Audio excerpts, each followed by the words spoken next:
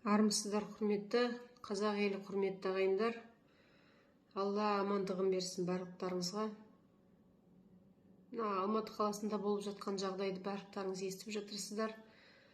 Қала берсе бірнеше күннен бері, міне кешелі бері байланысты дұрыс болмай, бір-бірімізбен хабарымызды ала алмай жатқан жағдайымыз бар.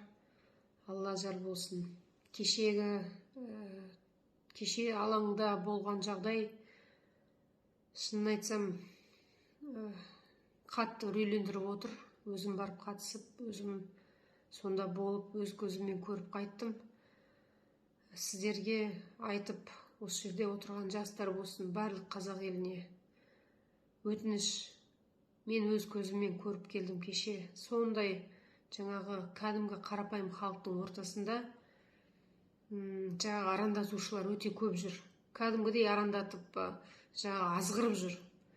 Сол азғырушылардың, арандатушылардың азғыруына берілмей, провокациясына берілмей, құрметті қазақ елі, кішкене ақылға салайық, сабырға салайық.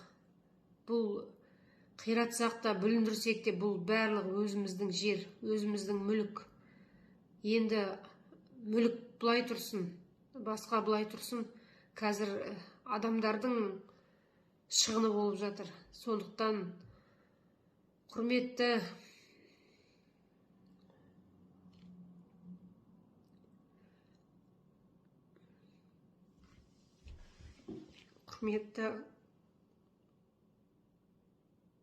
қазақ бауырлар, өтінемін, барлықтарыңыз мына араларыңызда, қастарыңызда кім жүрген қараңыздаршы, ақ қарасын біліп.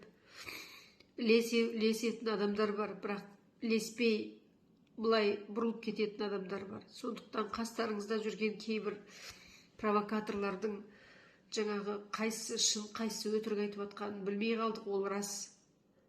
Бірақ мен енді кеше өз көзіммен көріп, ана жерде құрбан болып кетпейікші деп барған мақсатым да сол болатын. Біз құрбан болу үшін емес, ол жерге қарапайым халық өзінің үндеуін, өзінің талабын айту үшін барды. Тып-тыныш әп-әдемі-ақ тұрған болатын. Кеше түнде сағат 2-ге дейін болдық алаңда.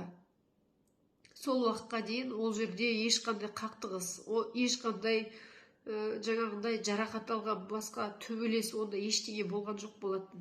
Сол алаңнан желтоқсан көшесі мен ана жерде жаңағы түтінмен уланғаннан кейін барлығымыз төмен қарай кеттік. Сол кезде содан ары қарай мен үйге кеттім. Мадияр бауырымыз екеміз, Мадияр Серікбаев өнер храмдарындағы, өздеріңіз білесіздер, СБН-нан бастап бізге кәдімгідей қол ұшын көрсетіп жүрген өзіміздің бауырымыз. Өнер саласының ішіндегі міне кеше сол Мадияр екеміз болдық алаңда. Екеуміз сол жерге жаңа халықтың арасында тұрып, өз сөзімізді, өз жаңағы өтінішімізді айтайық деп шығып едік. Сөз айтуға мұршамызды келтірмеді. Менің қасымда итеріп шығып, итеріп жіберді бізді екеумізді де. Жанболат Мамай деген келіп, сол енді ол видеолар тарқап кетеді, оны көресіздер. Сол жерден енді байқайсыздар оның қаншалықты патриот екенін, қаншалықты қазақ еліне жан ашитын жанашыр екенін. Бірақ өтініш, құрметті қазақтың жігіттері, құрметті азаматтар, провокацияға берілмей, мынау енді қазір мародерство болып жатыр дейді, тонау, магазиндерді, дүкендерді, азық-түлікті магазиндерді тонап жатыр дейді. Ол біздің қазақтың жігіттері емес шығар, білмеймін, мен енді сенгім келмей отыр. Шынымды айтсам, сенгім келмей отыр. Ондай дүниеге біздің қай кезде біздің азаматтарымыз барады, аштан өлсе де намысы бар қазақтар едік қой. Ондай тонауға, жаңағы мародерствоға жол бермейікші.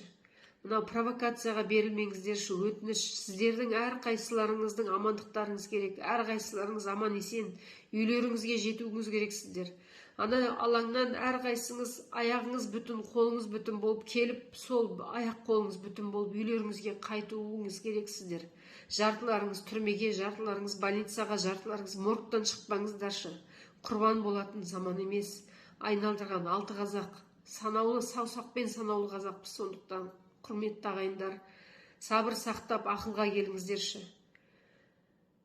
Провокацияға берілмеңіздерші. Міне өтініш, мен кеше алаңда да осыны айттым. Қазір тікелей мына неге де пост қылып салайын деп отырмын.